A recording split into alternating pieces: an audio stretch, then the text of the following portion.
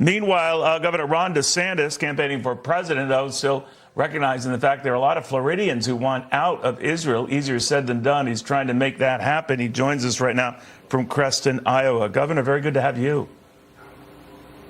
Thanks for having me, Neil. Tell us what this is about, what you hope to do.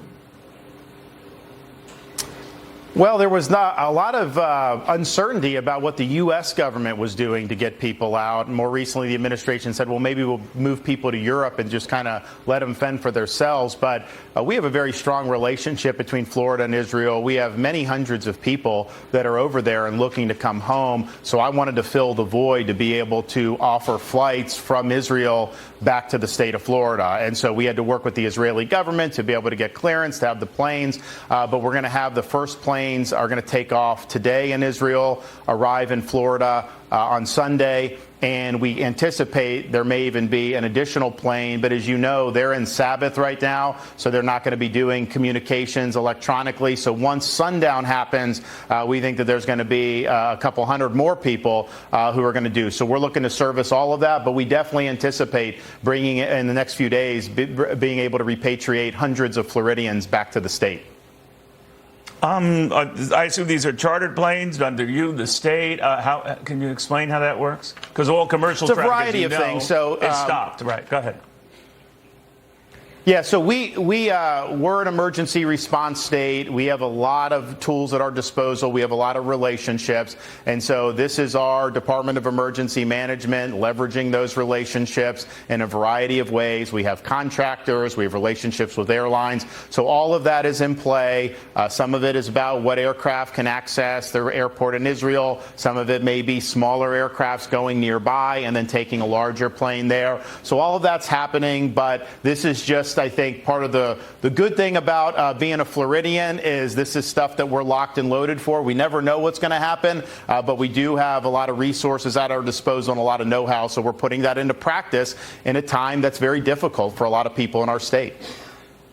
I'm just wondering, this whole Israel war, Governor, has changed a lot of people's views, not only of the presidential race, but maybe Washington and its response, and more so with this speaker battle still unresolved. And I'm just wondering, since the House can't do much until that is resolved, what do you think they should do?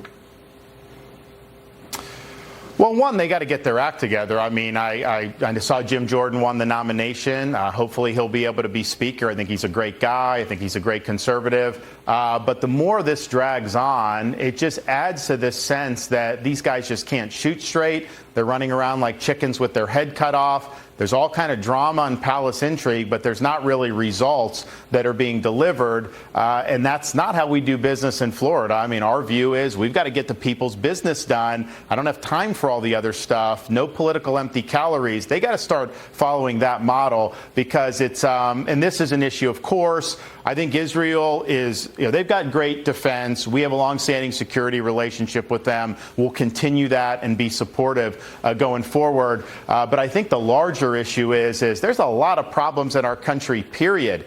And none of the problems are being addressed. I mean, you can't even do a speaker. That doesn't inspire a lot of confidence amongst the American people. Meanwhile, your opponent, Donald Trump, has said when it comes to this Israeli conflict, he is the only person who could protect Israel and the only one who will. What do you think of that? Well, that's not true. I mean, I have a longstanding record of strong support for Israel. Florida and Israel have had a tremendous relationship during the time I've been governor. When I was in Congress, I was a leader. And all these issues about moving the embassy to Jerusalem, we were putting the pressure on back in the day. We did things like urge the president to recognize sovereignty over the Golan Heights. We've actually fought against the funding that the UN has sent under this UNRWA to places like Gaza, because when you send money there, it ends up going into the coffers of Hamas. We're actually very strong about Iran's sanctions. Tighten up those sanctions. Don't let them get oil revenue, because all they're going to do is turn that around and put it back into terrorism. Iran ultimately is the mother's milk of terrorism throughout the Middle East. So we understand all that. But I think what this moment shows is this is a time for strong and steady leadership. This is not a time to be distracted. This is not a time to get awash in a soap opera or all the drama that we've seen so often in recent years. We need a president who's going to be there, who's going to be focused and disciplined on the people's issues and not be distracted by a lot of this other stuff. And I've proven an ability to do that. When you say the soap opera and drama, I understand the soap opera and drama. Are you saying that is Donald Trump? I mean, he has praised Hezbollah, saying they're very smart. Amongst others, yeah. I mean, I think, Israel, he slammed Benjamin Netanyahu. How do you feel about those comments?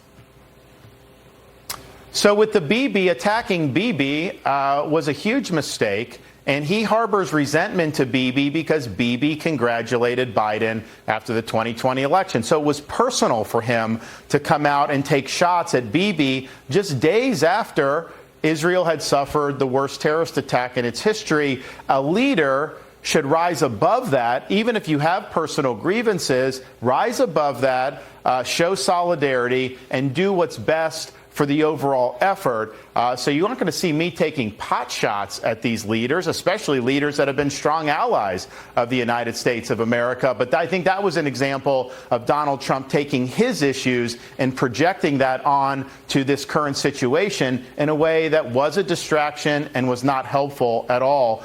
As a president, you've got to be willing to let a lot of that stuff go under the bridge. You can't respond to everything you perceive as a personal slight. You got to rise above that. You got to look higher, and you got to focus on what's best for the American people. Governor DeSantis, thank you very much. Governor Ron DeSantis of Florida, and again, this effort to get a lot of Floridians who want to get out of Israel. That is a real challenge right now for anyone who wants to get out of Israel. We'll update you on that effort after this.